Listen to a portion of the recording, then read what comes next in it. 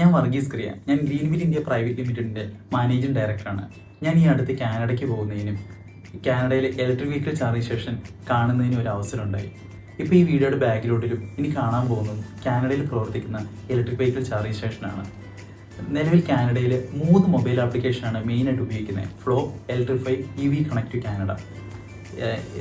EV charge ചെയ്യുന്നതിനുള്ള tariff ചാർജറിൻ്റെ capacity അനുസരിച്ചാണ് കാനഡയിൽ മെയിനായിട്ട് നിലനിൽക്കുന്നത്. ഇതിൻ്റെ ഒരു താരിഫ് സിസ്റ്റം നിങ്ങൾക്ക് ഈ വീഡിയോയുടെ താഴെ ഇപ്പോൾ കാണാവുന്നതാണ്. അവിടെ കൂടുതൽ ഉപയോഗിക്കുന്നത് 150 capacity, 180 kilo watt, 250 kilo watt, 350 kilo watt തുടങ്ങിയ ഉയർന്ന കിലോ വാട്ട് കപ്പാസിറ്റിയുള്ള ചാർജറുകളുണ്ട്. അതുകൊണ്ട് തന്നെ ഉയർന്ന കിലോ വാട്ടിലുള്ള വണ്ടികൾ എടുക്കുന്നതിനും കുറഞ്ഞ സമയത്തിനുള്ളിൽ ആളുകൾക്ക് ചാർജ് ചെയ്യുന്നതിനും സഹായമാണ്. എന്നാൽ നിലവിലത്തെ കേരളത്തിലെ സിസ്റ്റത്തിൽ 100 കിലോ വാട്ടിന് മുകളിലുള്ള കണക്ഷനുകൾ HT കണക്ഷൻ ആകുന്നത് മൂലം കേരളത്തിലുള്ള ആളുകൾ 100 കിലോ വാട്ടിന് ഉള്ളിലുള്ള ചാർജ് സ്റ്റേഷൻ തുടങ്ങുന്നതിന് ശ്രമിക്കുന്നു. 100 കിലോ വാട്ടിന് മുകളിൽ LT കണക്ഷൻ ആകുകയും ഉയർന്ന താരിഫ് റേറ്റുകൾ കുറയ്ക്കുകയും ചെയ്താൽ ഒത്തിരി ആളുകൾ ഇലക്ട്രിക് വെഹിക്കിൾ ചാർജിംഗ് സ്റ്റേഷൻ ഉയർന്ന കപ്പാസിറ്റിയിൽ സ്ഥാപിക്കുന്നതിനും ഉയർന്ന ബാറ്ററി കപ്പാസിറ്റിയുള്ള വാഹനങ്ങൾ എടുക്കുന്നതിനും ആളുകൾക്ക് സഹായമാകും. Thank you.